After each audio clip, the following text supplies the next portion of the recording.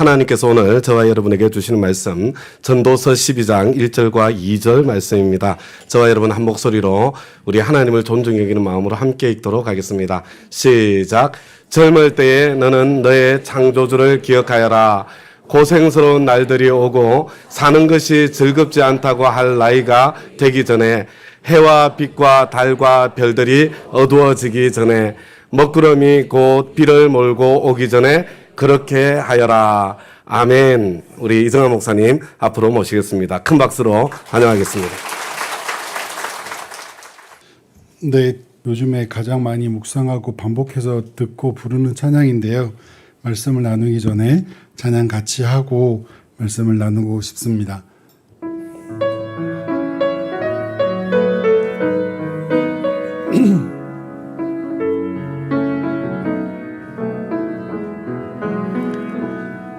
나의 주 나의 하나님이여 주를 경배합니다. 주 사랑하는 나의 마음을 주께서 아시나이다. 나의 주 나의 하나님이여 주를 경배합니다. 주 사랑하는 나의 마음을 주께서 아시나이다. 들으러 관내 없으며 주께 드릴 양유 없지만 하나님 형상대로 날 빚으사 새 영을 내게 부주소서. 나의 주 나의 하나님이여 주를 경배합니다. 주 사랑하는 나의 마음을 주께서 아시나이다. 네, 감사합니다. 특별히 성가대와 같이 하니까 제 가장 기억에 남는 찬양이 될 것 같습니다. 감사합니다. 네, 첫 번째 사진을 제가 저게 저입니다. 네, 21년 전. 네, 21년 전인데요. 저 중에 그 두 명하고는 지금도 연락하고 또 저의 동력자이기도 한데요. 네, 저 사진입니다. 저 사진은 하여튼 제가 가장 보물스럽게 간직하는, 일부러 스캔해서 이렇게 갖고 있는 사진입니다. 네, 너무나 기쁘고요. 그래서 제가 만나는 사람마다 하나님이 아담을 창조하듯 하시지 않으면 나는 저 모습이 될 수 없다라고 생각하면서 불가능한 모습이지만 하여튼 부러워하고 있습니다. 제 스스로가. 네, 하여튼 20년 전에 제가 이제 대학을 졸업하고 여러 아르바이트와 물류센터와 벼룩시장 알바와 여러 가지를 해서 돈을 모아서 제가 필리핀에 갔었습니다. 저는 지금 기독교계의 트리플 크라운을 다 가지고 있습니다. 스스로 자랑스러워합니다. 하지만 아무도 부러워하지 않습니다. 그거는 뭐냐면 집사 빼고는 제가 다 호칭을 다 가지고 있습니다. 선교단체 간사, 목사, 선교사, 이번에 조이부 교사까지 사자 돌리면 제가 기독교계에 다 가지고 있는 그런 사람입니다. 근데 아무도 부러워하는 것 같지는 않습니다. 네, 전 2016년도 7월에 다운교회에 왔습니다. 그래서 청년부 사역을 했고, 그리고 초등부를 또 4년 6개월 정도 했고, 그리고 또 고3들을 또 1년 동안 섬겼고, 그리고 이제 목자로서도 7년 가까이 목자로 섬겼고, 그리고 올해 1월부터는 조이부에서 교사로 6월 말까지 섬겼습니다. 처음보다는 많이 어색함이 사라졌습니다. 제가 17년 된 성목사님 사역자들 간증하라 그래서 그때 나눴었는데 너무 어색해서 혼자 차 안에 삼각김밥 먹었던 시간들이 많았습니다. 그 당시에. 근데 지금은 삼각김밥을 먹지는 않습니다. 저는 요즘 선교사를 준비하면서 마음이 더 많이 가난해졌습니다. 또 주님을 묵상하게 되고 의지하게 됩니다. 사실은 24시간 뇌가 돌아가는 것 같습니다. 염려가 끊임없이 사실 올라옵니다. 일부에는 아이들이 있어서 제가 솔직하게 말을 못했는데요. 사실 제가 필리핀에 구한 집은 제 인생 중에서는 그래 좋은 집 중에 하나입니다. 지금 산 집은 정말 좋은 집이었고요. 근데 우리 아이들은 제가 장기 전세로 아파트에 신축 아파트에 살았었습니다. 그런데 아이들에게 입장에서는 사실 되게 많이 다운그레이드 된 집에 살게 됩니다. 그래서 그런 거에 대한 부담도 있기도 합니다. 그래서 아이들은 괜찮을까? 거기도 도마뱀과 사실은 바퀴벌레와 이런 것들이 웬만한 집엔 다 있습니다. 개미들도 많고. 저는 그런 벌레 익숙합니다. 근데 우리 아이들은 어떨까? 막 이런 생각들이 사실은 꼬리에 꼬리를 매일 물기도 합니다. 그렇기 때문에 찬양에도 눈물도 많아졌고 또 말씀에 대해서도 갈급해지고 많이 은혜도 스스로 받기도 합니다. 그러면서 제 자신에 대해서 어쩌면 이 기간이 가장 마음이 가난한 내 모습을 보고 오히려 주님한테 계속해서 말하게 되고 기도하는 제 모습을 보면서 정말 사람은 하나님을 찾는 것이 이것이 신앙은 아닌가? 이것이 내가 그리스도를 기억하고 의존하는 이 상태가 내가 가장 신앙인의 모습은 아닌가라는 생각을 하게 되었습니다. 그러면서 제가 자주 묵상하고 질문을 가지고 있는 그 두 사람이 다윗과 솔로몬입니다. 우리가 잘 알고 있듯이 다윗은 성경에서 어느 누구도 비교할 수 없을 만큼 하나님과 교제했고 어느 왕과 군인조차도 두려워했던 골리앗 앞에 나는 칼과 창이 아니라 만군의 여호와의 이름으로 나간다라고 선포했던 그 다윗이, 그리고 사울도 죽일 수 있는 기회가 있었지만 하나님이 기름 부은 자를 죽일 수 없다고 말했던 그 다윗이 왕이 된 다음에는 어느 순간에 바뀝니다. 어느 순간에 바뀌어서 그냥 남의 결혼한 여자의 부인을 자기 침실로 부르고 잠자리를 가지고 그리고 아이를 임신시키고 그리고 또 그게 밝혀질까 봐 정말 목숨 걸고 나라 전쟁터에서 싸우고 있는 그 장군을 해하려 하는 그런 사람으로 바뀝니다. 왜 그럴까? 가짜 신앙인이었나? 그가 믿은 하나님은 가짜인가? 왜냐하면 저와 여러분 가운데 그런 죄를 사실은 짓기가 쉽지 않습니다. 신앙이 없더라도. 그런데 그렇게 신실하고 성경에 기록될 정도로 좋은 사람이었던 다윗이 그러했습니다. 그런데 그 아들 솔로몬도 그렇게 아버지가 이제 다윗이 우리가 알고 있듯이 노년에는 회개를 합니다. 정말 하나님 앞에 침상이 돋도록 시편에 보면 회개를 하고 고통스러워합니다. 그러면서 노년에 다윗에게 솔로몬에게 하나님에 대해서 부탁을 하고 그 하나님을 잊지 말라고 그 하나님을 기억하고 살라라고 간곡히 부탁합니다. 그런데 솔로몬 또한 처음에는 1000번째 제사를 드리고 하나님을 그렇게 의지하고 두려워했던 그 솔로몬이 왕이 되고 나서는 그 자기의 지혜를 듣고 감탄하는 그들의 모습을 보면서 어느 순간에 솔로몬이 이상해집니다. 갑자기 솔로몬도 정략적 결혼을 하고 우상 숭배하는 나라의 공주들을 그 궁전으로 결혼을 통해 드리기 시작을 하고 그 숫자가 수백이 넘어가는, 그리고 결국은 성경에 정확하게 기록되어 있는 솔로몬 우상 숭배자로 바뀝니다. 솔로몬도 가짜였나 신앙이? 무엇이 이들을 이렇게 만든 걸까? 이런 질문 속에 제가 많은 시간을 보냈습니다. 그리고 또 제가 알고 있는 또 여러분도 어쩌면 직간접적으로 아는 많은 훌륭하신 사역자들, 또 이 자리에도 계시지만 그 누구보다도 예배 횟수가 많고 성경 읽은 횟수가 많고 신앙서 읽은 횟수가 많은 분들, 그리고 또 사역자들은 목회자들은 3년 동안 풀로 신학서적을 읽고 예배를 드리고 일주일에 6, 7번, 어쩌면 저도 캠퍼스 간사를 하면서 하루에 3번씩 순모임을 했는데요. 7일로 따지면 거의 15번 성경을 읽고 기도하고 마무리 기도하고 예배라면 하여튼 10대 번 예배를 드린 사람이기도 합니다. 그런데 그것이 작동되지 않을 때가 있습니다.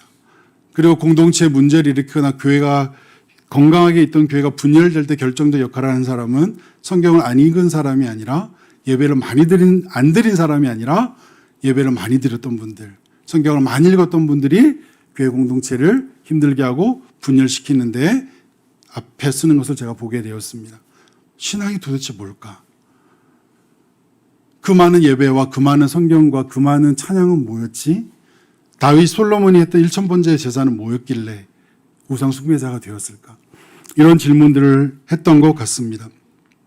그래서 결국은 오늘 읽은 말씀처럼 솔로몬이 내린 결론은 전도서의 노년에 이제 솔로몬이 깨닫고 나서 기록한 것으로 알려진 이 전도서 12장 1, 2절의 말씀이 있는 것처럼 창조자를 기억하지 않을 때 내가 누리고 있는 이거 하나하나가 하나님으로부터 온 것이라는 것을 한순간이라도 잊을 때 저와 여러분은 우리가 가진 죄성 때문에 내 것인 것처럼 내가 왕인 것처럼 다 내 손에 쥐어 있는 것처럼 살아간다는 것입니다. 근데 신앙은 오히려 하나님을 기억하게 하고 부하든 가난하든 그분으로부터 온 것이면 붙잡고 살아가게 합니다.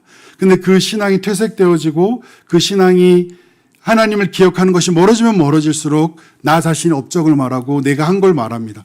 특히 교회 공동체 내에서 저도 얼마나 많은 사람들의 간증과 회사원으로 성과 업적 많이 들어봤겠습니까? 선교단체 안에서도 그런 분들 많고 교회도 마찬가지입니다. 그런데 저는 그걸 들을 때마다 여전히 퀘스천이 있었습니다. 예수가 없습니다. 내가 했다. 대부분이 다 내가 했다였습니다. 정말 그리스도가 나를 통해서 했다면 그렇게 말하지 않을 것 같은데라는 질문이 들 때가 참 많았습니다. 나라는 존재가 하나님으로부터 나라는 이 위치, 이 모든 것 하나하나가 내 가족, 내 자녀, 내 일터, 내 일상 이 모든 것들이 다 그리스도로부터 온 것임이라는 것을 잊는 순간 저와 여러분도 솔로몬처럼 다윗처럼 우리도 그렇게 바뀔 수 있다는 것을 생각하게 됩니다. 그래서 신앙이라는 것은 창조자를 기억하고 의지하는 상태를 말합니다. 그렇기 때문에 내 삶에 위기가 있고 좌절이 있고 이해되지 않는 일들이 저와 여러분 가운데 있을 것입니다. 그런데 오히려 그것은 불행이 아니라 하나님을 경험하게 되는 통로가 되고 경험하게 되는 시간이 됩니다. 사실 저희 가정은 뒤에 잠깐 다시 언급을 하겠지만 아이가 6년 만에 생겼습니다. 첫째 아이가 유산을 하고 나서 유산도 사실은 스토리가 있는데 아내가 임신한 상태에서 저희 선교단체에서 수련회 경비를 세웠고 배식을 시켰고 일을 시켰습니다. 저희 아내 임신된 상태였는데. 근데 공동체가 그걸 배려하지 않더라고요. 사실 거기에 대한 약간의 상처가 약간 있습니다. 근데 그러고 나서 거기다 단기 성교까지 갔었습니다. 그런 상태에서 3개월이 지나고 이제 유산이 됐습니다. 그런데 여전히 아내와 저는 주님의 일을 했고 사역자의 삶을 살았는데 6년이 말이 6년이었지만 한 달 한 달 아이를 기다렸습니다. 진짜로. 그래서 아내가 생리를 한다 그러면 저희 집안 분위기가 너무 안 좋아졌습니다. 싸우기도 했습니다. 근데 아내가 갑자기 그 기간이 기간을 지나가면 혹시나 임신한 줄 알고 둘이 긴장하면서 약국에서 테스트기를 사서 테스트했는데 또 임신 안 되고 나면 또 좌절하고 이것을 6년을 했습니다. 너무너무 화났고 힘들었던 시간이었습니다. 오히려 그때 주님을 더 찾았던 것 같습니다. 그런데 슬픈 거는 그 아이가 태어났고 3명이나 됐습니다. 그러니까 3명이 슬픈 게 아니라 다행히 이 자리에 예나가 없어서 너무 감사한데 아까 있었거든요. 이 아이 때문에 제가 발가락 10개 근육이 생겼습니다. 왜 그런 줄 아십니까? 아빠들은 알 수도 있을 텐데 힘을 줍니다. 참느라. 순간적으로 화가 확 치밀어 오르는데 발가락 10개 힘을 꽉 주고 정말 또 이렇게 들어가고 방에 문 닫고 들어가고 엄마 알았어 막 이러고 나가고 그렇게 6년 동안 아이 달라고 기도했던 그거는 날아가고 저를 열받게 하는 딸만 눈에 보이는 이런 나쁜 하여튼 그렇습니다. 진짜 아이가 태어났을 때 저는 세상에 부러운 게 아무것도 지금 정말 정직하게 저는 아이가 안 생겨서 그게 너무 부러웠거든요. 잔디밭에 뛰어노는 가정 너무너무 부러웠습니다. 근데 가장 화났던 것은 오랜만에 만난 결혼식장을 갔는데 간사님 잘 지내시죠? 둘째는 잘 크고 계시죠? 막 이런 말 들을 때 딱 애도 없는데 그러니까 이런 얘기들 막 쉽지 힘들었습니다. 그렇게 해서 이 아이가 태어난 이후에는 정말 이 세상에 부러운 게 없어졌습니다. 그래서 근데 그 아이가 3명이나 됐고 또 셋째가 임신한 상태에 다음 교회에 왔잖아요. 그 아이 때문에 사실은 장기 전세가 됐습니다. 다자녀로. 그래서 20년 살 수 있었는데 5년만 살고 지금 나갑니다. 그래서 저는 하여튼 누군가는 간절히 기도했다. 주님 집을 주세요라고. 그래서 우리 집이 나간다. 뭐 이렇게 생각하고 있습니다. 그래서 그 사람은 또 은혜를 누린다. 그 종교가 뭔지 모르지만 제가 그런 생각을 하고 있습니다. 그러니까 저의 삶을 보더라도 뭔가 절박한 상황, 이해되지 않는 환경과 상황이 오히려 주님을 의지하게 되고 기도하게 만드는 것 같습니다. 성경 예수님도 자기가 전능한 존재지만 십자가에 달려서 모든 좌절과 그 실패의 순간에 엘리엘리 라마 사막다니 하면서 하나님을 의지하고 찾는 것을 보게 되어집니다. 그때 그 바울과 실라가 감옥에 들어갔을 때에도 하나님 앞에 헌신했던 바울과 실라가 예수님 믿기 때문에 오히려 감옥에 들어갔을 때에도 거기서 찬양을 합니다. 그리고 간수에게 복음을 전합니다. 또 자기가 로마의 제수로 잡혀가는 그 배의 여정에서도 분명히 이 배는 타면 안 된다라고 지금 떠나면 안 된다고 말했지만 듣지 않고 떠났던 그들에게 화를 내는 것이 아니라 배가 부셔지고 두려워하는 그들에게 바울이 그들을 위로해주고 먹을 것을 주고 그들을 돌보는 사도 바울의 모습을 보게 되어집니다. 그리고 주님을 의지하고 찾는 모습도 보게 되어집니다. 이것이 저는 신앙이라고 생각이 듭니다. 신앙은 저와 여러분의 삶을 이렇게 이끌어갑니다. 그렇기 때문에 내 노력과 수양에 의해 얻어지는 것이 아니기 때문에 자랑하지 않습니다. 신앙은 내가 이해할 수 없고 받아들일 수 없는 그 상황 속에서 성경을 의지하고 예배를 소중히 여기게 만들고 나도 어렵지만 이웃을 염려하고 도우게 하는 것, 이것이 신앙입니다. 우리가 생각하는 신앙이라는 것은 내가 원하는 대로 다 이루어지고 사실 너에게 지금 저에게 만일에 너의 소원이 뭐냐라고 물어본다면 저는 새 자녀가 청년이 되어서 예수 믿는 겁니다. 결혼은 하면 더 좋지만 안 하면 어쩌겠습니까? 하여튼 저는 청년이 되어서 그래서 지금은 부러운 사람은 딱 한 부류밖에 없습니다. 청년이 된 신앙생활하는 자녀를 둔 부모가 저는 부럽습니다. 우리가 하나님 앞에 내가 받아들일 수 없는 환경 가운데서 주님을 의지하고 있는, 그렇게 의지하게 하는 것, 내가 원하는 대로 되어지고 자녀도 잘 되고 일터도 잘 되고 뭐가 잘 되면 우리는 예수님 축복이라고 하고 그거를 좋은 거라면 좋은 거죠. 하지만 슬픈 거는 성경 우리에게 뭘 말해주냐면 그러면 그럴수록 오히려 창조자를 우리가 기억하지 않고 멀리한다는 것입니다. 바울과 솔로몬과 다윗이 그랬듯이 이것도 좋은 거고 저것도 좋은 겁니다. 하지만 진짜 성경이 말하는 신앙의 축복은 예수 그리스도를 기억하고 의지하고 있는 그 상태. 염려와 두려움과 답답함이 있지만 이해가 되지 않지만 그래도 주님의 예배 자리에 와서 간절함이 있는 그 상태. 찬양을 들을 때 그 안에 내 마음에 소원이 묻어나고 있는 찬양하는 그 상태. 그것이 하나님이 주시는 저와 여러분 주신 신앙인에게 주는 저는 축복이라고 생각을 합니다. 모든 게 안정되면 우린 좋을 것 같죠. 저는 그렇지 않다고 확신합니다. 제 자신을 봐도 그렇습니다. 저의 삶도 어쩌면 지금 선교사라는 타이틀 여전히 저는 어색하고 하여튼 부끄럽기도 합니다. 이전에도 제가 한번 나눈 적이 있는데 저의 삶도 목회자의 자녀로 가난한 아들로 살다가 어느 날 가난한 목회자의 아들이 되었습니다. 그래서 저는 하여튼 가난이라는 단어가 제 인생 가운데 계속 붙어 다녔는데 근데 아버지가 목회하신 이후에도 뭐 교회가 부흥되거나 그러지 않았습니다. 늘 가난했고 저는 중학교 1학년 때부터 아르바이트를 했습니다. 그리고 저희 교회가 있는 상가 건물에 집이 없어서 작은 25평 이 교회 약 이 정도인 거 여기서부터 이 정도인 것 같습니다. 이 정도 넓이의 방을 내어서 저희가 가족이 살았습니다. 그런데 저희 어머니가 또 저희 고모의 딸이 고모가 하여튼 도망가 버렸습니다. 그래서 그 조카 둘이가 갈 곳이 없다는 걸 아시고 저희 어머니는 또 거제도에 있는 그 두 아이를 저희 집 입양을 시켰습니다. 그렇게 데리고 살았습니다. 아버지는 기도원을 갈 때마다 불쌍하고 갈데 없는 사람이 있으면 데리고 와서 또 데리고 살았습니다. 형의 친구가 고아원 출신이었는데 할 게 없다고 하니까 데리고 와서 또 뭐 시장에 취직도 시키고 데리고 살았습니다.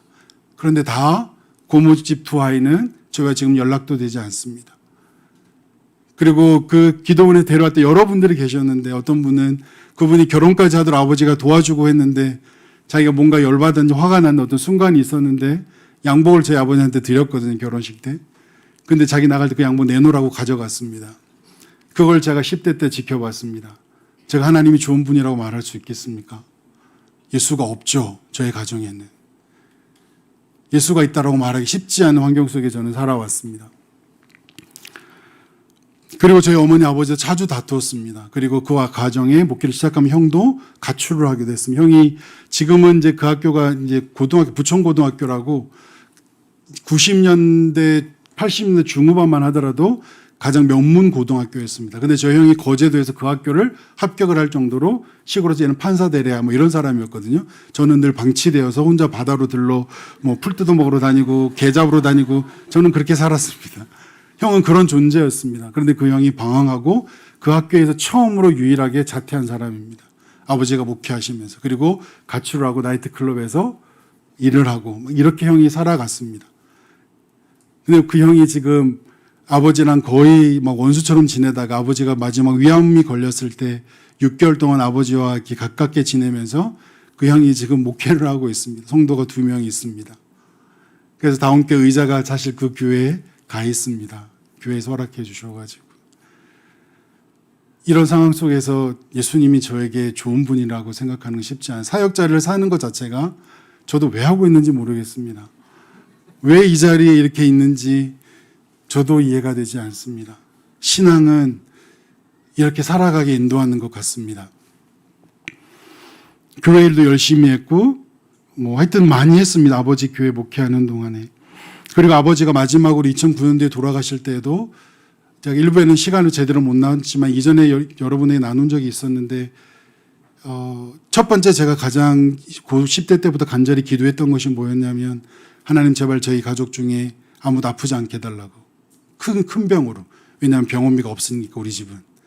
제가 심각한 사실은 어린 나이에 나쁜 기도도 했습니다. 주님 제가 죽을 때 가능하면 비행기에서 떨어져 죽든지 횡단보도에서 외제차에 치이든지 진짜로 제가 10대 때 이런 생각을 했습니다. 그래서 보상금 많이 받아서 저희 가정이 좀 경제적으로 좋아지도록 그런 생각을 제가 할 정도였습니다.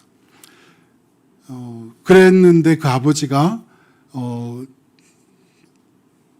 위암이 걸리기 전에는 저희 교회 성도가 10명 있었는데 그중에 6명 가족이 나오는 식구가 있었습니다. 근데 어머니가 그중에 딸 1명이 그 당시에 신용카드가 막 남발할 때인데 하여튼 제 이름으로 저는 그때 필리핀에 있었습니다.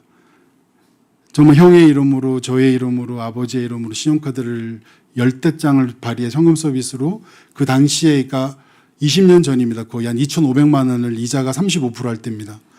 제 앞으로 2,500만 원이 있었고 형 앞으로도 2,000만 원 넘게 아버지 앞으로 아버지 형 다 신용불량 다 됐고 근데 저도 이제 그런 소식을 필리핀에 전화를 받았습니다. 너 한국 들어와야 될 것 같다고. 필리핀에 있다가 제가 1년 반째 더 있으려고 하다 그것 때문에 한국에 돌아오게 되었습니다.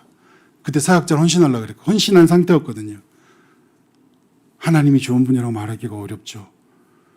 그리고 그 어머니는 그 일로 인해서 어머니는 형이 무서워서 도망갔습니다.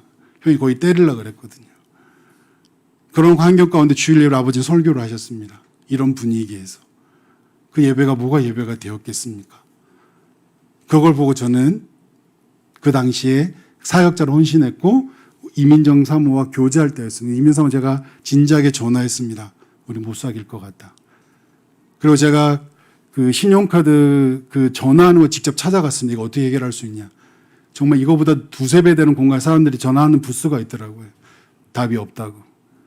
근데 그러고 있는데 여러 그 같이 CDC 활동했던 선배 후배가 아무 조건 없이 무이자로 저에게 돈을 빌려줬습니다. 몇백만 원씩 그 당시에. 그리고 가장 소중한 한 분은 선교사님이셨어요. 지금 은퇴하셨는데 정한상 간사 내가 돈 500만 원 때문에 너를 잃고 싶지 않다. 이 등록금 내가 우리 딸을 대학 자금으로 사실 10주년간 모아온 돈이다. 500만 원 빌려줄 테니.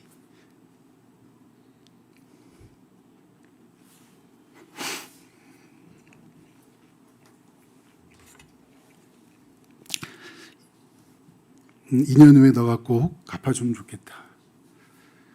돈 500만 원 때문에 너를 잃고 싶지 않다. 20년 전에 500만 원입니다.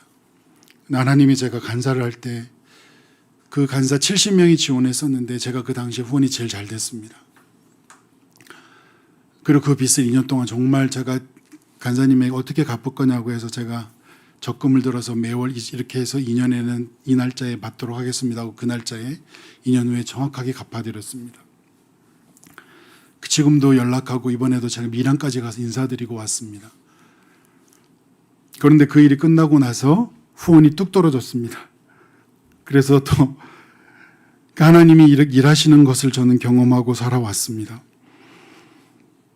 신앙은 내가 원하는 대로 되지 않습니다. 제가 선택한 건 아무것도 없습니다. 제가 실수하고 잘못해서 만든 환경은 제 인생 가운데 거의 없습니다. 그럼 저만 감당하면 되죠. 근데 그렇지 않습니다. 하나님이 아버지의 위암, 아이의 임신, 이 카드 사건 이 세 가지를 통해서 하나님이 저에게는 사실은 되게 멀게 느껴졌고 정말 예수를 믿고 싶지 않을 정도의 그런 마음들이었습니다. 그런데 제가 서두에 말했던 것처럼 저는 지금 이 자리에 트리플 크라운을 가진, 집사 빼고 모든 사자를 다 가진 그런 사람으로 서 있습니다. 그리고 이제 필리핀 얘기를 제가 또 하나 더 추가를 드리면, 필리핀에 제가 선교를 가는 큰 이유 중에 또 하나가 뭐냐면, 제가 그때 저 사진에 나와 있는 저때 저희 학생팀 담당 리더가 계셨습니다. 근데 그분이 정말 제가 만난 진짜 사역자, 선교사, 인품도 너무 좋으시고 정말 착하십니다. 순종적입니다. 본부가 하라는 대로 하신 분이십니다. 가족끼리 필리핀 2, 3년 있었는데 가족여행 한 번도 간 적도 없을 정도로. 그리고 6개월 그 훈련이 끝나고 제 다음 기수를 데리고 가족여행을 갔는데, 가다가 돌아오는 길에 그것도 처음으로 가족과 여행을 간 겁니다. 그 학생들 11명 데리고. 근데 오다가 배가 뒤집어져서 사모님과 5아이가 죽었습니다. 그 당시 대학생 여자아이 2명이 실종됐습니다. 못 찾았습니다. 그때 제가 그 당시에 거기서 연락을 제가 받았습니다. 전화를. 사고가 났다고. 근데 그분은 지금 전조치고 책임 간사님으로 계시고, 이번에도 7월 달에 또 단기 선교를 필리핀으로 가십니다. 미쳤죠. 예수가 뭐길래 이렇게까지. 그리고 저는 그에 대한 그 마음의 짐 때문에 좀 필리핀으로 갑니다. 제가 선교사 지원을 했을 때 추천서를 써준 분이 그분입니다.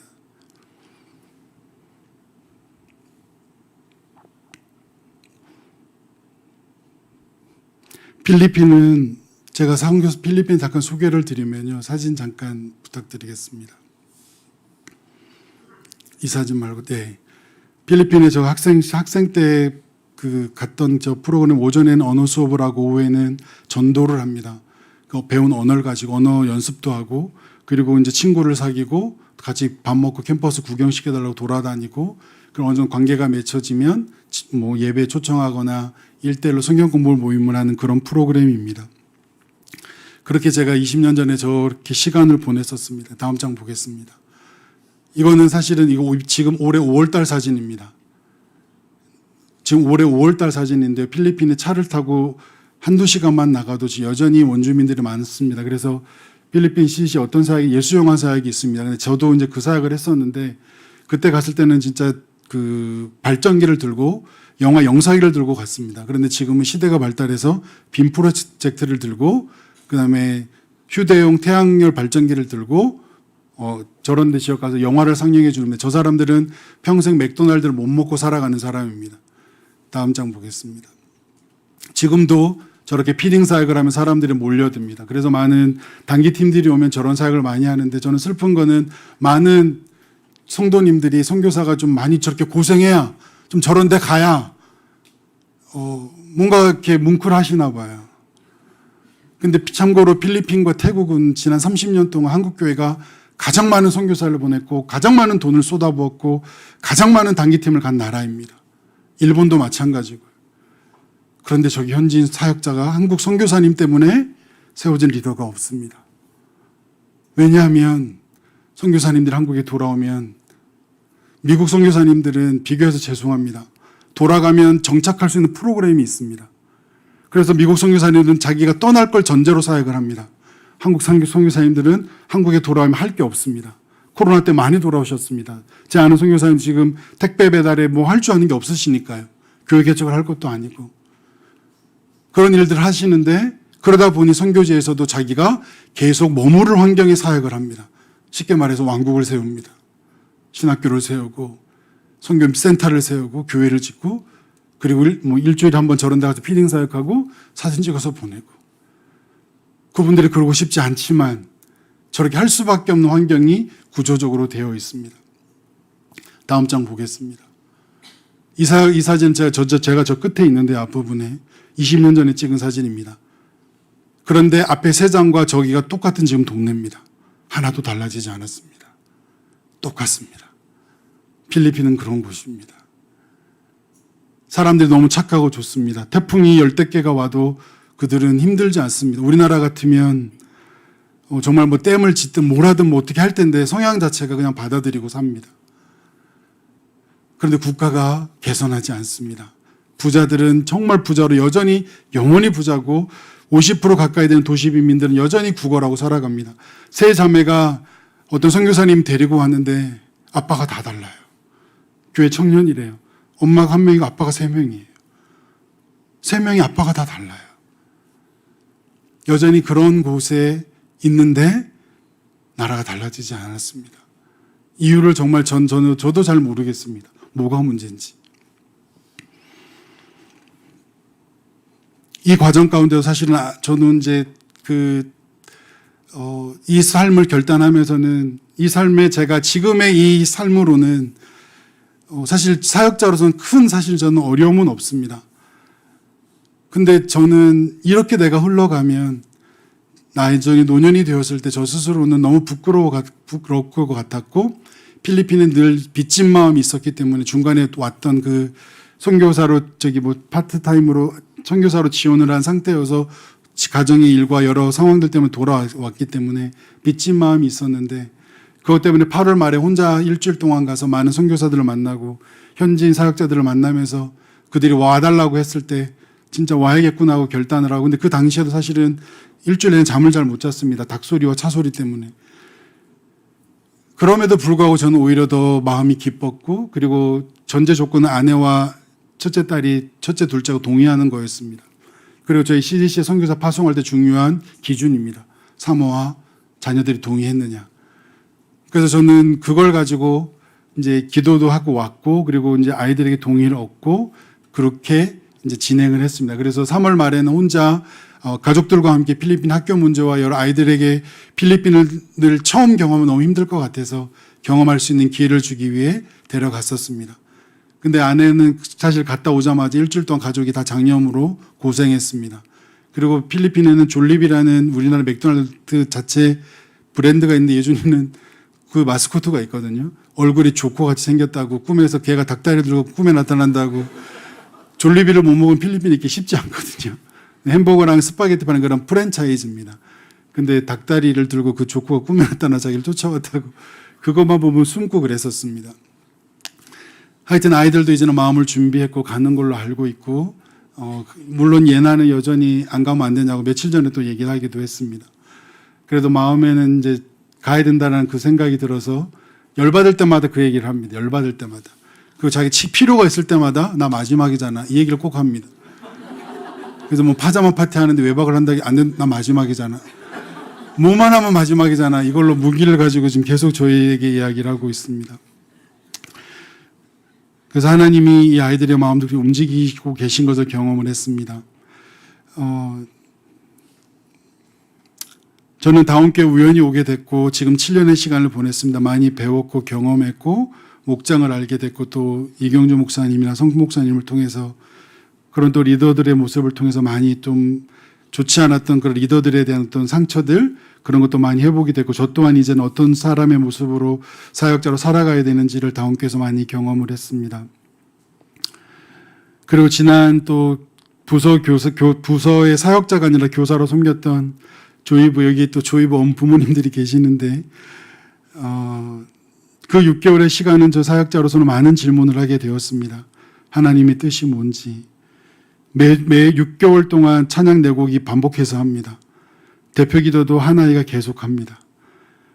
그리고 사역하는 그 전도사님은 3분 이상 설교가 쉽지 않습니다. 이 부서를 제가 6개월 동안 경험하면서 하나님의 공평이 뭔지 하나님의 전능하심이 뭔지 많은 질문 속에 6개월을 보냈습니다. 지금도 사실은 질문은 더 많아졌습니다. 그런데 섬기시는 교사 선생님들 그리고 또 담당하시는 사역자 그리고 부모님들을 보면서 저 스스로가 더 하나님의 부끄러운 마음으로 빚진 마음으로 더 성실하게 살아야겠다는 생각을 더 하게 되었습니다. 그리고 예수님이 이 다운교회에 온다면 주일날 예수님이 정말 이 교회에 와서 어느 한 부서를 가야 한다면 주님이 조회부 예배를 가지지 않을까 저는 생각이 들었습니다. 왜냐하면 그 누구보다도 위로와 격려가 예수님의 능력이 그 존재가 가장 필요한 사람들이 그곳에 있기 때문입니다. 혜민이라는 아이가 그리고 재아라는 아이가 제가 첫 주에 조회부 갔을 제품에 10분 이상 안겨 있었습니다. 테일이라는 친구도 마찬가지입니다. 그리고 얼마 전에는 지난주에는 현빈이라는 아이를 2개월 만에 만나서 너무나 감사했습니다. 조회부 아이들이 한 명 한 명 이름이 잊혀지지 않을 것 같습니다. 그리고 부모님들에 대한 그 얼굴도 저는 잊혀지지 않을 것 같습니다. 그래서 저는 다운교회가 더 성경적 교회로 가는 중요한 기준 중에 하나는 영혼고의 숫자도 물론 중요하고 하지만 그것과 함께 조위부에 더 많은 사람들이 늘어나고 더 많은 부모님들이 오는 것이 저는 성경적 교회로 가고 있는 중요한 하나의 기준이 되지 않을까라는 생각을 하게 되었습니다. 마지막으로 기도 부탁을 드리고 싶습니다. 새 자녀와 이민정 전도사가 잘 정착해서 그 나라에 있는 편안한 시간이 속히 오도록 기도 부탁을 드립니다. 그리고 장인 장모의 구원을 위해서 또한 기도를 부탁을 드립니다. 그리고 사역적으로는 제가 더 이상 사역을 할 수 없는 상황과 나이가 되었을 때 그 나라를 떠날 때 제가 후원을 받아 지은 건물이 아니라 그 나라를 섬길 정말 영적 지도자의 목회자와 사회를 섬길 기업가와 구제를 통해 도시 빈민들도 현지인 리더들이 세워지는 것을 볼 수 있도록 기도 부탁을 드립니다. 그리고 중보기도팀에게도 감사를 전하고 싶고 앞으로도 계속 기도해 주시길 부탁을 드립니다. 3월 말에 갔을 때 아이들이 아팠을 때 기도 부탁을 했을 때 목장 식구들과 사역자들과 중보기도팀의 기도 이후에 정말 하루 사이에 그 고열에 시달렸던 두세 아이 두 명이 열이 내려가고 그리고 그 아이가 밤마다 잠을 잘 자는 것을 보고 너무나 감사했습니다. 3월 말에 소중한 추억이 있다면 기도했더니 나았더라는 그 기억이 아이들을 가지게 되었습니다. 그 이후부터 예준이는 아프기만 하면 저에게 와서 기도해달라고 부탁을 합니다. 그래서 교회와 목장과 기도팀이 너무나 소중하고 중요한 것 같습니다. 앞으로도 위기가 있을 때 기도가 간절할 때 부탁할 교회 공동체가 있어서 또한 감사합니다. 하나님이 저희를 통해 부족한 저희를 통해서 하나님의 소중한 것들을 해나가실 수 있도록 기도와 감시를 부탁드립니다. 기도하겠습니다. 사랑하는 예수님, 주님을 기뻐합니다. 주님을 의지합니다.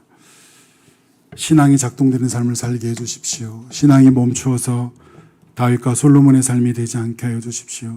때로는 버겁고 힘든 순간이 올 때 오히려 그것이 축복이라는 사실을 잊지 않게 하여 주십시오. 오히려 그 시간이 하나님을 경험하는 중요한 시간임을 기억하게 해 주십시오. 예수님, 한 분 한 분의 삶 속에 그렇게 늘 인도해 주십시오. 예수님의 이름으로 기도드립니다. 아멘.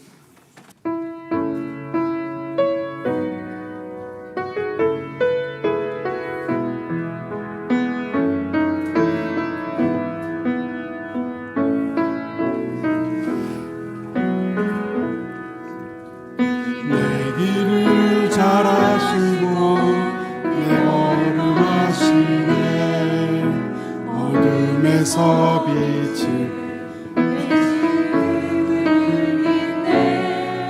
무엇으로 주를 섬길지 어디로 가야 할지 헤매이는 나를 아시고 길을 여시네. 내 삶은 주의 것, 내 삶은 주의 것, 온전한 신뢰를 주께 드리네. 보이지 않아도 믿음으로 걷네. 주 영광 바라보며 주만. 주님 내 일 잘 아시고 다시 한번 하겠습니다. 주님 내 길을 잘 아시고 내 걸음 아시네. 어둠에서 빛을 내시는 그분을 믿네. 무엇으로 주를 섬길지 어디로 가야 할지 헤매이는 나를 아시고 하시네. 삶은 주의 것, 삶은 주의 것, 온전한 신뢰를 주께 드리네. 보이지 않아도 믿음으로 걷네. 주 영광 바라보며 주만 따르네. 기도하겠습니다. 사랑하는 예수님, 사랑하는 성도님들의 일상을 보호해 주시고 너무 많이 가져서 하나님을 기억하지 못하는 일이 없게 하시고 너무 많이 힘들어서 하나님 앞에 기도조차 할 수 없는 힘이 없는 상태가 되지 않도록 하나님이 늘 일상을 보호해 주시기를 간절히 간구합니다. 신앙이 내 노력과 내가 어떤 무엇을 해서가 아니라 주님이 우리에게 주신 이 신앙인 나의 상상과 나의 실력과 나의 의도와 상관없이 하나님의 사람으로 끝까지 인도할 것임을 기억하며 늘 그 주님을 의지하고 기억하며 그 의지할 자리에 그 기도의 자리에 우리가 늘 있도록 주여 인도하여 주시옵소서. 사랑하는 예수님, 이 교회 공동체를 그렇게 보호해 주십시오. 계속해서 하나님의 방식대로 쫓아가는 이 선택을 계속해 나가며 주님 오실 때까지 하나님의 사람들이 회복되고 위로받고 교회만이 할 수 있는 주님이 하시려 했던 그 일들을 계속해서 해나가는 귀한 공동체로 계속해서 쓰임받게 하여 주시옵소서. 지금은 주 예수 그리스도의 은혜와 하나님의 놀라우신 사랑과 성령님의 교통하심이 신앙이란 귀한 믿음의 선물을 가지고 때로는 내가 의도하거나 의지하지 않았거나 받아들일 수 없는 일상의 어떤 일 속에서도 그 주님을 찾으며 의지하며 살아갈 주님의 귀한 자녀들 한 사람 한 사람 머리 위에 지금부터 영원까지 함께하여 주시기를 간절히 축원하옵나이다. 아멘.